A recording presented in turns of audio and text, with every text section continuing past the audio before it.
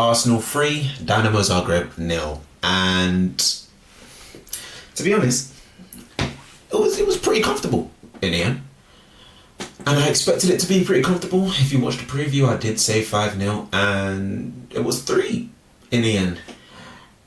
It took time to get going. I mean, when you score a goal, what was it, the first 2 minutes, like the first minute, it's a beautiful play down the left hand side of mine, and he swings in the ball to a box to Havertz, and then Declan Rice just fires it home with a nice shot into the bottom corner. Keeper had no hope.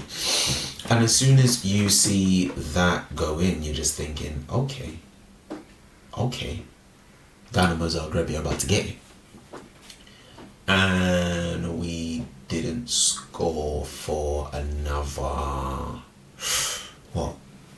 50 minutes. We didn't score into the second half until Martinelli sends in a nice ball for Havertz, and then Havertz boshes it in.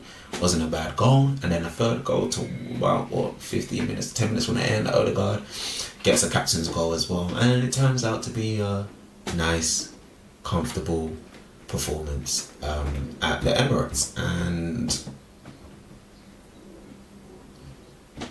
nice, we move on. Qualifications all but secured. So what's there to complain about? We haven't conceded a goal from open play in the Champions League at all. The only goal we conceded was a penalty at Inter Milan. So in terms of Champions League, things are going great. Beat Girona next week, and that's automatic qualification through to the last 8, and we don't have to play those extra games, which is what we don't need. But we did have Ranieri come back. We had Calafiori come back yesterday, and there was a report going around this morning that Ben White will be back very, very, very soon. So that is good in that sense. But even as I look at the team, and you see the potential that this team could do, and how many times have we seen the potential of what this team could be when it's Arsenal, and too many times we've just fallen short. I said it last year, and I'm going to post a video with it as well because I want to talk about it, but I did say it last year. I said it already last year. If we don't sign a striker, you tell me where you think we'll end up. We'll have good performances, we'll win games, and we won't concede goals, and we'll look like one of the best defensive teams ever. And then I asked myself the question, if we can score the amount of goals we did last season without a striker and then be one game away from it, but it's the games that killed us last season, in those moments where having a killer to just finish off those chances and just get the game done, you know. This team could really do something. This team could win a Champions League. This team could win a Premier League if they sign a striker and another forward. We need 2. Because there were points in that game where you said it was a little bit boring, and then boom, out of nowhere Havertz scores, and like I said, we end up 3-0, so it doesn't seem that bad on the face of it, on the surface of it. But going back to Ipswich a few weeks ago, remember that 1-0 win, we got the 3 points and it was great, you know, but it was the performance that didn't invoke any energy in us to feel like we could go on and win this league. And like I said, up until a point yesterday, we were winning 1-0, but we did go and score the 2 other goals. So it turned out to be very, very comfortable. But what I'm saying is I want more, because I want this team to go very deep into this competition, get to the final and win it. You know? It would be great if we could win the Champions League. It would be great if we could win anything, to be honest. It would actually be great if we could win anything, because we haven't won anything in a minute.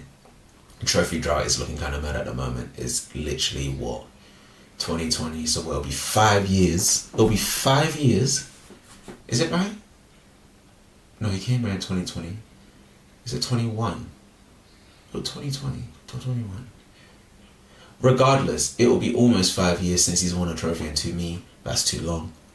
It's too long. You have to be proactive in the team selections you make. How funny is it that apparently we couldn't play 2 left-footed centre-backs in the team against Aston Villa, but we could do it against Dinamo Kiev? I know the opposition is different. I know the quality is different. I know that, but at the same time, the players are there for a reason. You have to trust them. You brought them. You wanted them in, so use them. Why we couldn't do that on Saturday against Aston Villa? Put Partey into midfield, and But that's all by the by. I can't don't cry over spilled milk and all of that stuff. So it was good. It was good to see Nathan Butler come on, even though it was a couple of minutes ago. Sorry, pardon me. Even though it was a couple of minutes to go, it was good to see him come on and get a couple of minutes. Nice to see another Haylender coming through, which is always very, very nice to see. And it was a good old day at the office for Arteta and the boys at the end of the day. I feel like if Havertz got injured in that game, what would be the narrative this morning?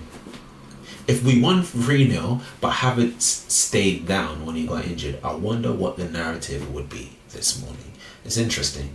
Because there's always transfer rumours, there's always something going on around Arsenal. But the next... Well, signing a striker should be on our mind, absolutely. The next thing that is on our mind is Wolves. Is Wolves on the weekend, and we need to get those 3 points. We need to take this momentum into the weekend and just get the 3 points against Wolves. We are better than them, and we should beat them. We should really beat this team. Absolutely. So I'm not going to do any predictions yet because the preview and the preferred 11 will come out later on. But don't lose this game. Wolves will be a tougher game. Wolves will be a tougher game than Dinamo Zagreb.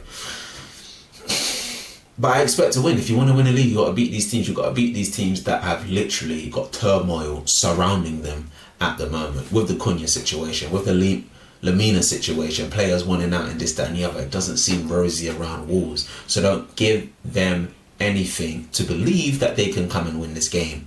Win the game at the Molineux tomorrow. Not tomorrow, on Saturday. So, yeah. Decent performance. Good win. Qualification is all but secured. And we need a striker. It's the 23rd of January. We have 8 days? 8 days? 8 days. Let's see what Arsenal do in those 8 days. But congratulations. Good win. Qualification all but secured. And let's see what happens against Wolves on Saturday. But like I said, a preferred 11 and a preview will be coming up to the Wolves game later on. So make sure you're liked and subscribed to the channel as well. Now, I hope you are all blessed today. Have a lovely day. Love and guidance, people. Peace.